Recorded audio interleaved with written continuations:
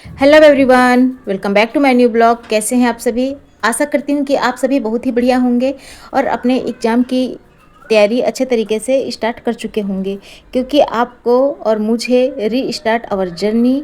और आप लोग इस चीज़ को बहुत ही अच्छा समझ रहे होंगे कि हमारे पास टाइम कम है और हमको रिवीजन भी करना है और अपने पढ़ाई को भी एक अंतिम अंजाम तक पहुंचाना है।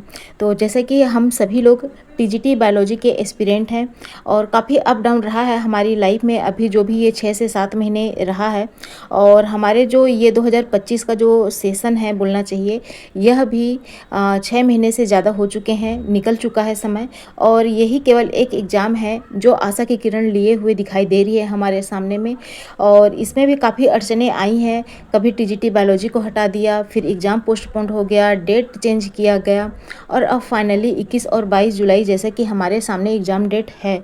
और अगर हमने इस जो 1 से डेढ़ महीने हैं अगर हमने पढ़ाई नहीं किया, तो आप सभी लोगों को पता है कि हमारे जो इतने समय तक का हम जो वेट कर रहे हैं, 2022 में इसका फॉर्म फिलअप किया गया था और अब लास्ट में जो ये 2025 में अब ऐसे ऐसे न्यू न्यू स्कैम टाइप का होते जा रहा है। और अब फाइनली डेट यही बताया जा रहा है 21 और 22 जुलाई। तो हमको क्या हो गया और आगे क्या होगा यह हमको नहीं सोचना है। हमारा कर्तव्य केवल यह होना चाहिए, हमारा कर्म होना चाहिए, हमारी पढ़ाई होना चाहिए। और हमें अपनी स्टडी को एक नए तरीके से नए स्ट्रेटजी के साथ में जर्नी को स्टार्ट करना पड़ेगा। और यही बोल सकती हूँ फ्रेंड कि आपके पास इसके लिए कोई भी एक्सक्यूज़ नहीं रहने चाहिए। अगर आपके पास बहाने हैं तो आप अपने सपनों को छोड़ दो, और अगर सपने हैं तो बहाने छोड़ दो। तो फ्रेंड, आप लोग बहाने या एक्सक्यूजेस ना रखिए। निगेटिविटी जो भी दिमाग में आ रहे हैं, पैदे हो रहे हैं ये ऐसी निगेटिविटी थॉट्स, तो उसको रिमूव करिए, निकाल दीजिए ऐसी चीज़ों को और केवल पढ़ाई पर फोकस करिए। क्योंकि हमारा जो अभी यह टाइम है यह बहुत ही प्रीशियस है। अगर हमने इस टाइम को यूटिलाइज़ नहीं किया, डिमोटिवेट रहे, पढ़ने में मन नहीं लग रहा है, सोचे गर्मी है, मौसम ख़राब है, जो भी चीज़ें चल रही हैं, तो हमको अगर ये सब चीज़ों को इग्नोर करके और अपने खून पसीने की पढ़ाई जो समय है उसको समझते हुए अगर हम चलते हैं, तो इससे बेहतर और कुछ भी नहीं हो सकता। और फिर से यूपी में टीचिंग एग्ज़ाम के लिए तो फ्रेंड वैकेंसी हर किसी के सामने है कि किस तरीके से वैकेंसी ना आ रही हैं। ना तो यूपी टेट आ रहा है, ना ही सुपर टेट आ रहा है। और किसी तरीके से टीचिंग वैकेंसी हम लोग इतने समय से इंतज़ार कर रहे हैं, ना एलटी ग्रेड आ रहा है, ना ही टीजीटी पीजीटी के और न्यू वैकेंसी देखने में आ रहा है। केवल हवा में बातें चल रही हैं, केवल सोशल मीडिया में यही चलती हैं कि एग्ज़ाम होगा होगा, न्यू वैकेंसी आएगी, लेकिन कब आएगी वह नहीं पता है। इसीलिए जो अभी हमको डेट मिला हुआ है 21 और 22 जुलाई का, हमें इसमें प्रयत्न करना है, अपने कर्म को हमको निखारना है और हमको किसी भी प्रकार का कोई भी एक्सक्यूजेस अपने पास में नहीं रहना है। अगर माना कि एग्ज़ाम डेट अगर बिल्कुल नोटिफिकेशन के साथ अगर आयोग ने यह निकाल दिया और हमारी प्रिपरेशन उस लेवल की नहीं रही, तो केवल पछताना ही रह जाएगा। इसीलिए अब हमारे पास अभी समय है, हमको किसी भी तरीके से बहाने नहीं बनाने हैं, अपने आप को हमको जागृत करना है, अपने आप को सेल्फ मोटिवेट करना है और पढ़ाई के लिए वक्त देना है। क्योंकि देखिए, हर किसी के लाइफ बिजी शेड्यूल ही होता है, चाहे कोई टीचर है, कोई कहीं पढ़ा रहे हैं, कहीं प्राइवेट जॉब में है, हर कोई। क्योंकि जो टीजीटी पीजीटी लेवल के जो स्टूडेंट्स रहते हैं वह केवल इसकी पढ़ाई ही नहीं करते, इसके साथ में ही उनके पास बहुत सारे काम होते हैं। क्योंकि और इसके साथ में पढ़ाई का जो लेवल जो स्तर है वह भी बहुत हाई लेवल का होता है। तो अगर हमने अपने कामों के साथ में पढ़ाई के लिए भी टाइम निकालते हुए अगर चलते हैं और यह ना सोचते हुए कि हमारा एग्ज़ाम क्या पता कि जुलाई में ना हो, अगर ऐसे दिमाग में आ रहा है तो हमको ऐसे दिमाग में लाना ही नहीं है। हमको यही सोचना है कि 21 और 22 जुलाई को हमारा एग्ज़ाम होगा और जो टीजीटी बायोलॉजी है वह ज़रूर ही होगा। और फ्रेंड्स, पढ़ाई कभी भी वेस्ट नहीं होती है। आप जितना भी पढ़ेंगे आप उस लिए आप समर्थ होंगे। क्योंकि अभी अगर यूपी में नहीं आता है कोई भी वैकेंसी, माना कि इसके बाद में और 2025 भी हमारा यह अगर हाथ से खाली ही चला जाएगा, तो फिर हमारे पास कुछ भी नहीं रह पाएगा।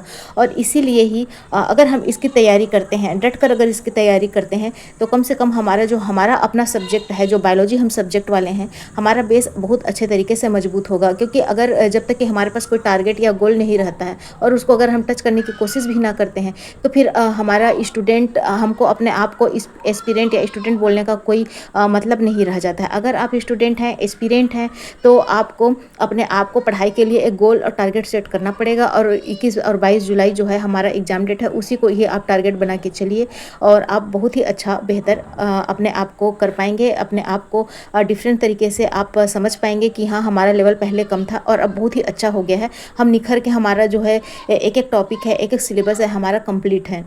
क्योंकि अगर यूपी में बोलना चाहिए, अगर वैकेंसी नहीं आती है तो इसके अलावा भी हमारे पास ऑप्शन खुले रहेंगे और हम अपने आप को देखेंगे कि हाँ, हम टीजीटी का हम एग्ज़ाम दे सकते हैं। जैसे ईएमआरएस टीजीटी होता है, केवीएस टीजीटी आता है, तो कम से कम उसमें हमारा जो सब्जेक्ट कॉम्बिनेशन के हिसाब से जो भी चीज़ें रहेंगी तो उसमें कम से कम हम 50%, मैं पूरा 100% नहीं बोल रही हूँ फ्रेंड, क्योंकि उसमें क्या होता है कि जैसे केवीएस है या ईएमआरएस है तो उसमें टीजीटी या पीजीटी के अलावा भी अदर सब्जेक्ट्स भी रहते हैं। जैसे लैंग्वेजेस होते हैं, लैंग्वेजेस में आपको पास आउट करना होता है, 10-10 नंबर के होते हैं, ज़्यादा नहीं होते हैं। कंप्यूटर हो गया, आईसीटी हो गया और इसी तरीके से रीजनिंग वगैरह हो गया। तो ऐसे अदर जो सब्जेक्ट्स हैं वह कुछ परसेंटेज वह ले जाता है। लेकिन हमारा जो अगर सब्जेक्ट कॉम्बिनेशन है तो हमारा कम से कम 50% हमारे हाथ में रहेगा।